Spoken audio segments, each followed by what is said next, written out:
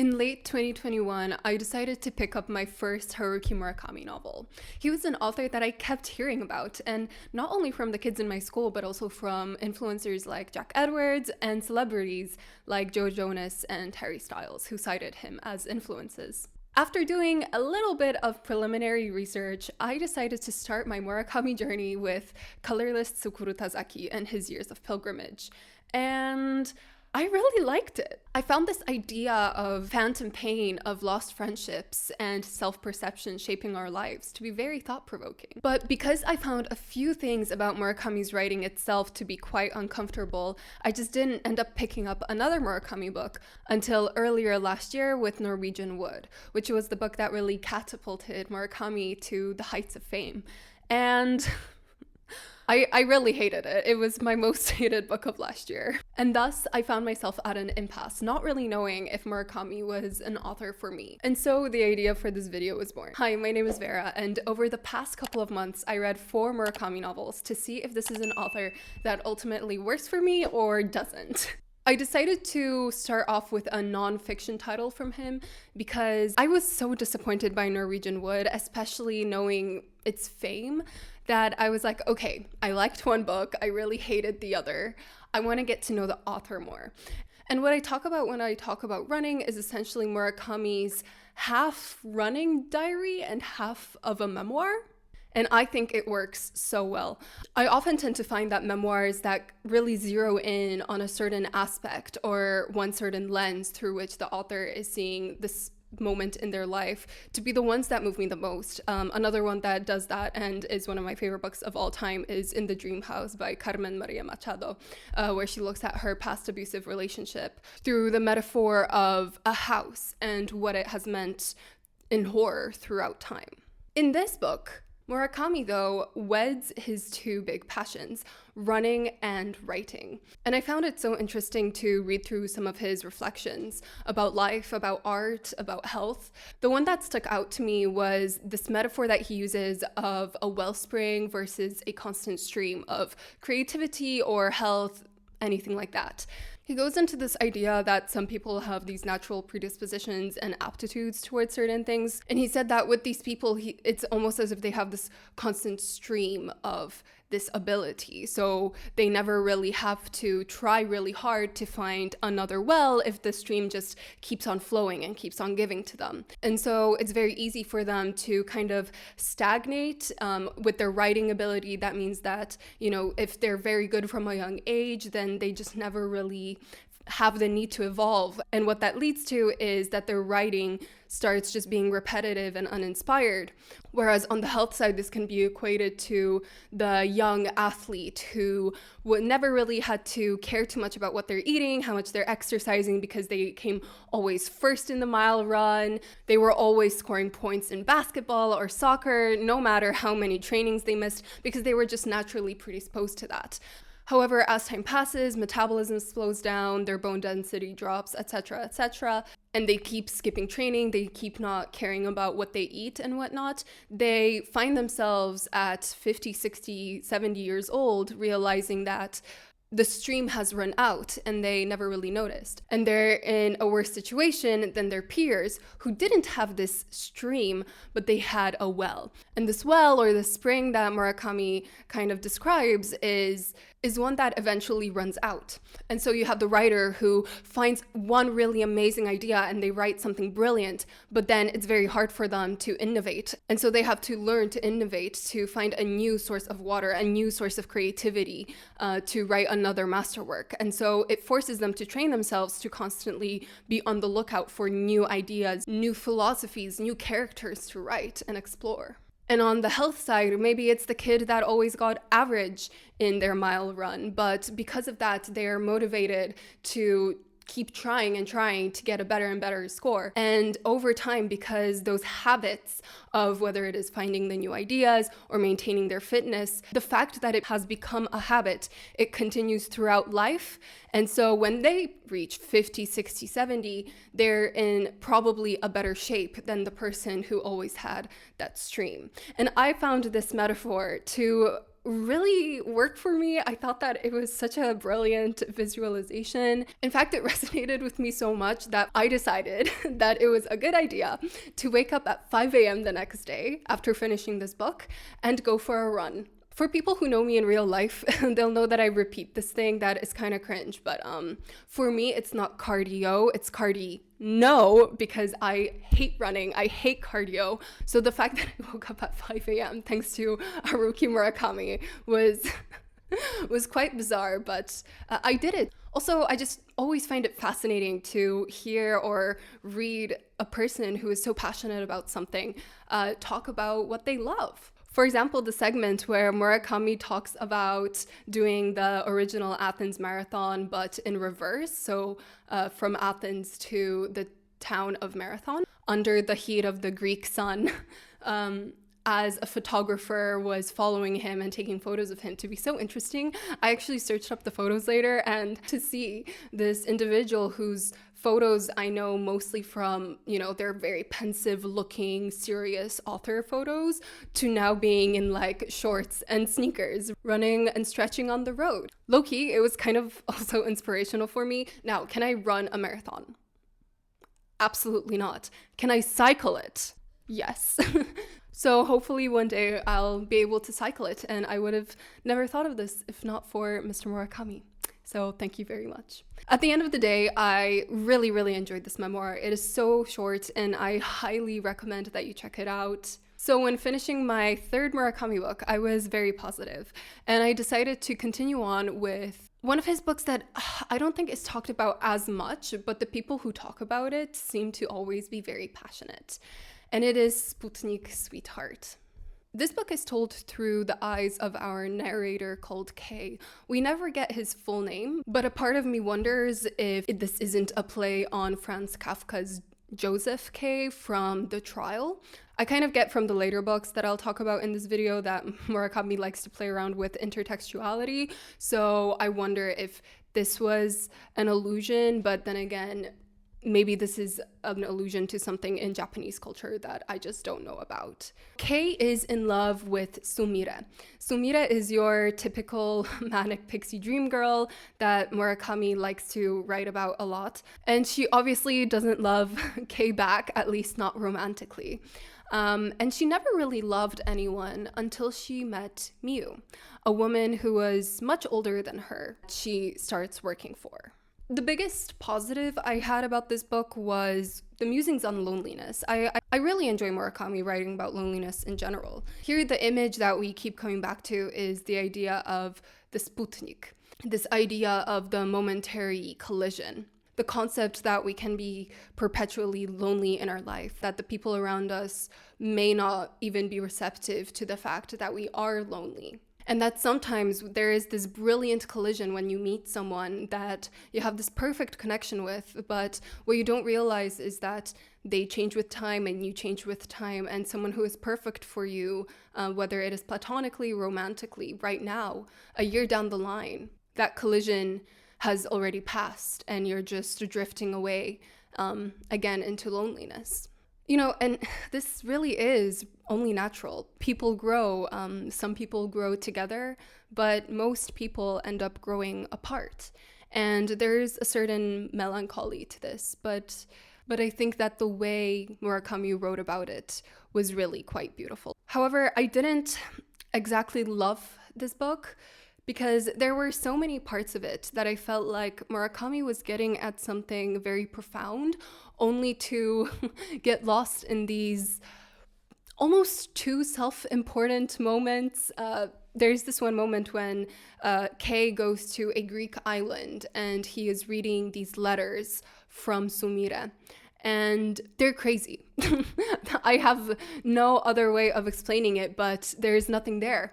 It's giving like high school philosophy lover who is just spouting nonsense and is trying to be deep, but it isn't actually deep. It's more so fake deep, like those Instagram posts. Do you know what I mean? And And so ultimately, I kind of walked away from this book being like, well, what's the point? You know, what point is Murakami trying to make? Or is he just too, I don't know, like into himself being like, damn, I'm writing something so fire right now that nothing really of substance comes across. And it really sucks because I found the first half of this book to be fascinating. I absolutely enjoyed the romance between Miyu and Sumire. I liked the mystery and mystique around that character. I liked how Sumire was talking about it with Kei. And then it really all fell apart because when we have like, you know, the big explanations, it's really giving fake deep.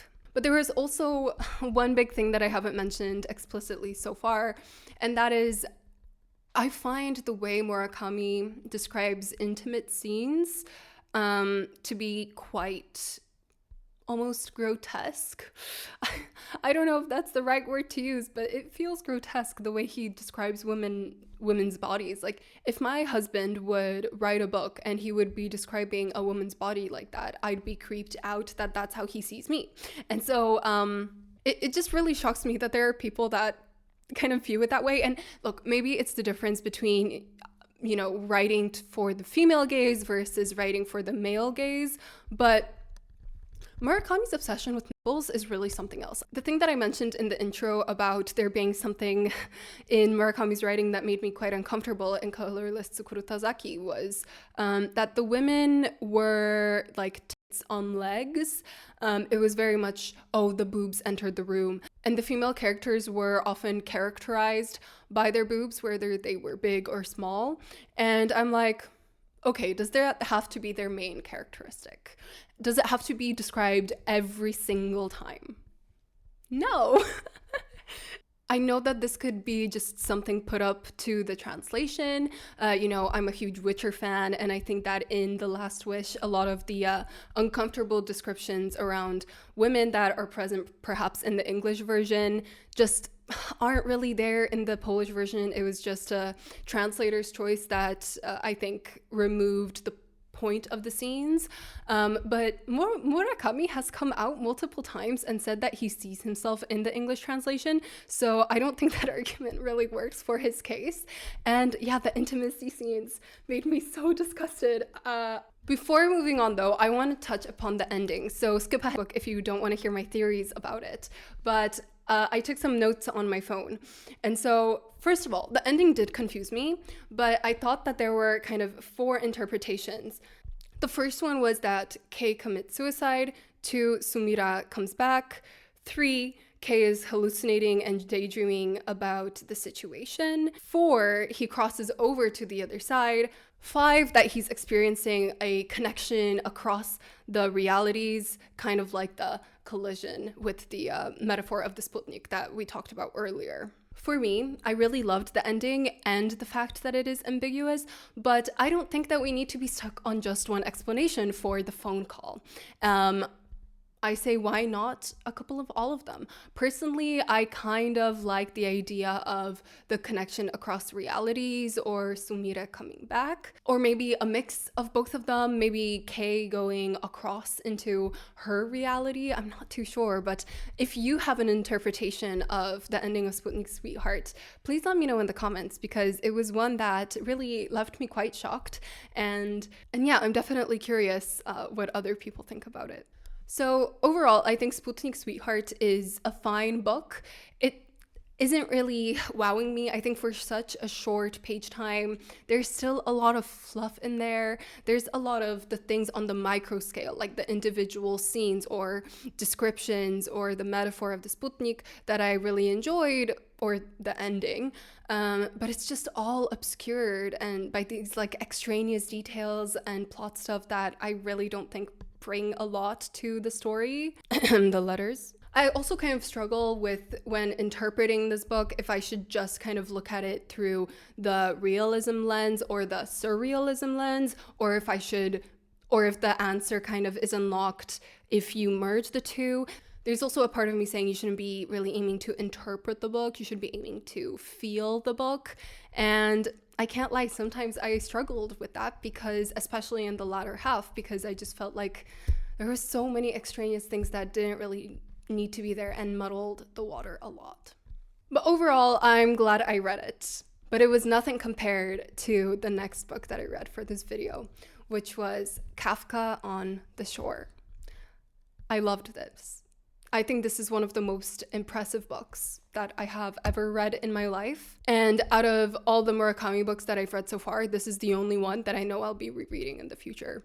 I think it is brilliant. To be honest, I don't even know where I should start when describing it because there's so much to talk about. We follow our main character, Kafka Tamura, who runs away from his house. And he finds refuge in this faraway library, which is run by this mysterious woman called Miss Saiki, who has this painting of this boy on the shore, wrote a beautiful song about her lover when she was younger, but the lover has since passed away. The library is also ran by this very intelligent character, one of my favorite characters in the book, called Oshima.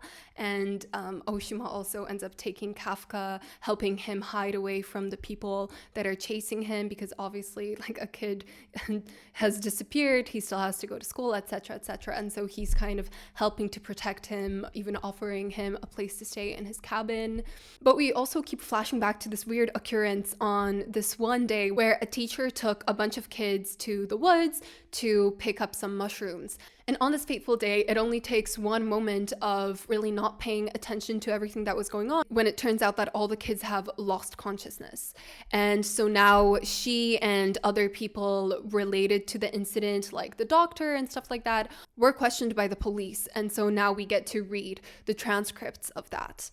And of course, I can't forget to mention the part of this book that everyone always talks about and is very highly publicized, I guess, which is the magical realism part of it all.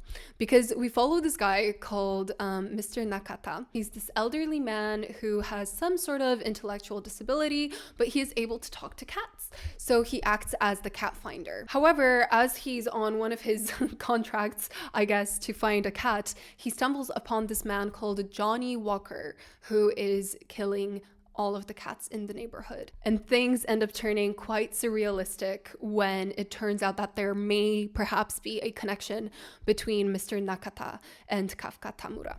I thought it was brilliant on so many levels. This book also made me realize how intertextual Murakami is. In some ways, this is a retelling of Oedipus Rex. I believe the scene with the children fainting during the mushroom picking, there is this description of that the day started with them looking at a plane go through the sky, and that's very reminiscent of Mrs. Dalloway by Virginia Woolf. It's also been referenced in Saturday by Ian McEwan, the author of Atonement. And of course, not to mention the inspiration from like traditional Japanese mythology, which I was really scared that I wouldn't be able to understand it, but luckily Murakami gives us explanations for all the context we really need to appreciate the book, and I really thought it was brilliant, and it made me want to look into it more, which I think is always a really good sign.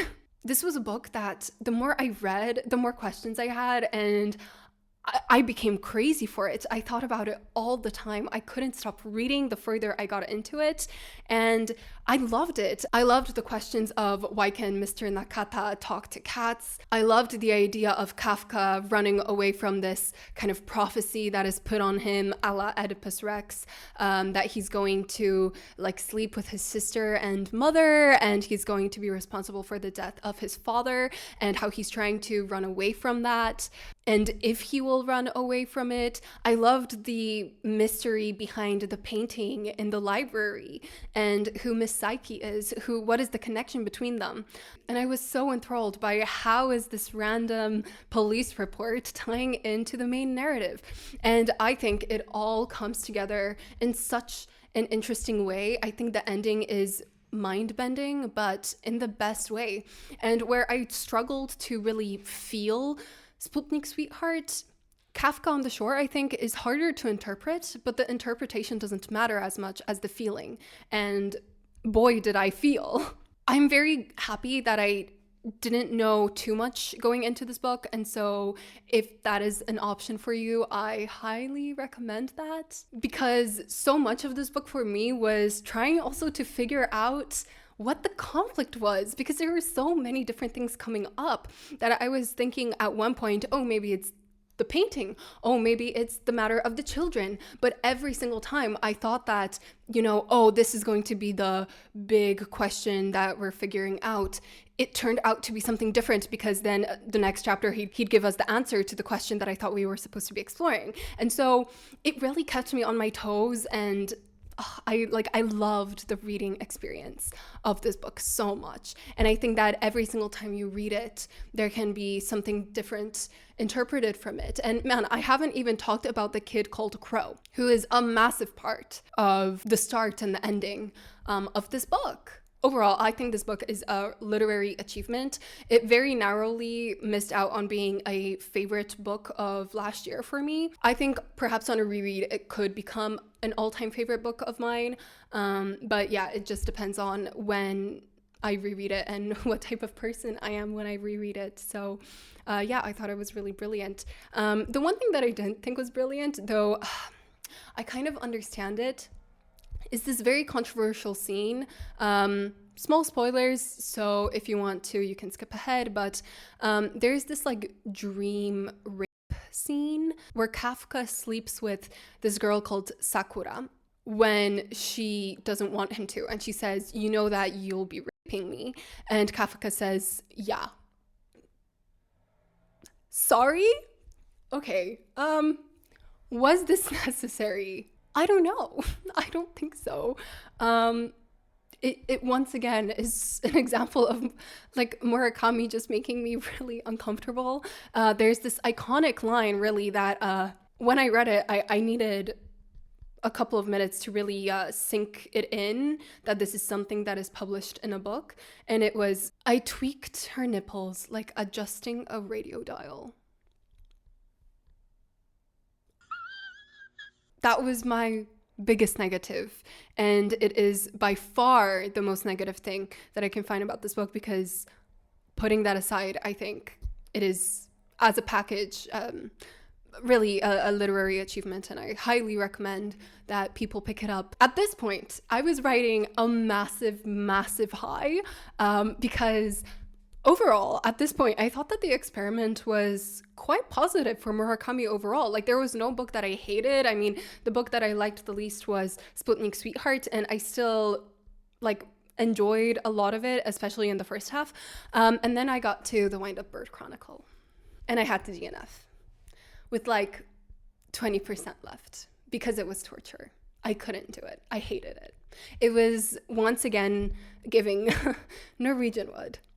What was the point? But boring, but more boring, and longer, which, to be honest, is also a crime, because it wastes my time. So I gave up, because, you know what, life's too short to waste it on bad books, and I do believe that this is a bad book. We follow this character called Toru. He is also then referred to by this one girl as Wind-Up Man or Wind-Up Bird Man, whatever.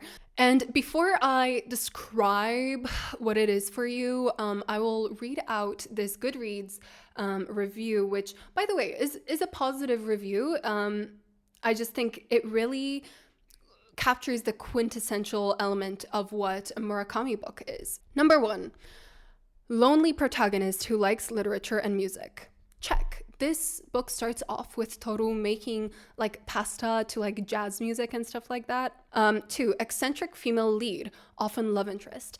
Yeah, check. There's Kri Takano and Mal Takano, who are interesting characters to say the least. And once again, ones that made me very uncomfortable, especially with the dream sex stuff. Disgusting. They were so grotesque. Sometimes I wonder if Murakami writes this to be grotesque. Maybe that is the point. If that is the point, power to you. I just don't have an interest in reading it. Unrequited love. There is an element of this with the wife, but I won't get into it for spoilers if you for some reason want to read this book. For existential dialogue and train of thoughts. Yeah, but I wonder if the existential dialogue in this book was just bullshit.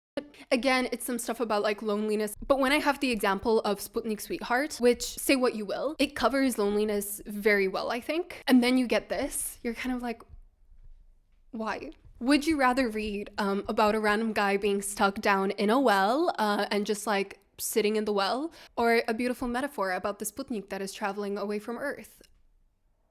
Exactly. 5. Awkward/taboo sex. Random cat element. I loved the cat element in Kafka on the Shore, obviously. I hated it here. It was so stupid. It was so pointless. The entire plot starts out because Toru's wife is like, oh no, like our cat disappeared, and since you're unemployed or whatever, go look for the cat. And then he just starts wandering around looking for the cat. He also is getting like weird calls from this lady that insists that she knows him from the phone and wants to have phone with him. Then there's also like this little girl that he meets while looking for the cat, who at one point, mind you, she's like what, like 16, I think. I'll put it up on the screen. Okay, so I searched it up. This character, Mei Kashihara, is 16 years old, and she asks the main character if he would like rape her. What? Sorry? 7. Plot twist built on magical realism. No clue, because I haven't read, I think, far enough, though there were a bunch of weird magical realism stuff, like the hotel stuff and the dream sequences stuff. Why? It was torture, and it was so long. Okay, anyway. 8. A sad, confusing ending with a lot of unanswered questions regarding plot twists, leaving them to your imagination and interpretation. Again, I didn't finish the book, but I assume that a part of that was there because it is the typical Murakami formula. I think this is the most Murakami book out of all the Murakami books that I've read, and it is just uninspired. We also take detours to learn about people like this Lieutenant Mamiya, who was an officer in the Japanese occupation of Manchukuo. And look, this could have been interesting as like its own separate novella, perhaps. I don't understand how it relates to this story at all. Once again, it just took up page time and made me bored, and like I hated reading this book. There's also segments with this character called like Nutmeg and Cinnamon that come in quite late in the book, and you're kind of like, okay, so we're starting from scratch with another character that you don't care about. It's probably going to be really weird because all of them are. And for what? For nothing. This book is long and dull, and that is a crime. I think that if you are a long book or a long movie, you need to justify the runtime or the page time.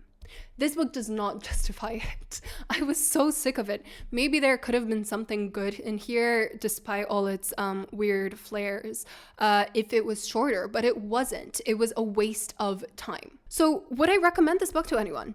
No. And so we have reached the end of the video.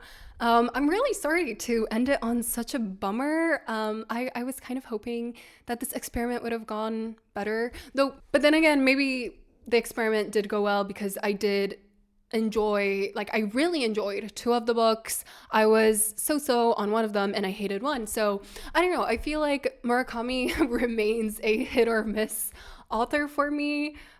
Say one thing about him, say he has range, because I don't think I've ever read another author that gives me 1-star books and books that on rereads might become my favorites of all time. I think for now, my journey with Murakami has come to a close. Maybe I'll try his trilogy at some point in the future, the Wild Sheep Chase trilogy, I think it's called. I'm not too sure. But yeah, I don't know. Do you think that I would like it? Because if I get enough people saying that they want to see my thoughts on it, then I'll write it into my notepad. But I don't know. We'll see. I'm just really frustrated with these books. And the Windup Bird Chronicle took years off of my life. And so I'm going to try to gain them back with some other books that I actually hopefully enjoy. That was all from me. Your biggest takeaway from this video is that you should be reading Kafka on the Shore now. Let me know what you think about Murakami, and I'll see you in another video. Bye-bye!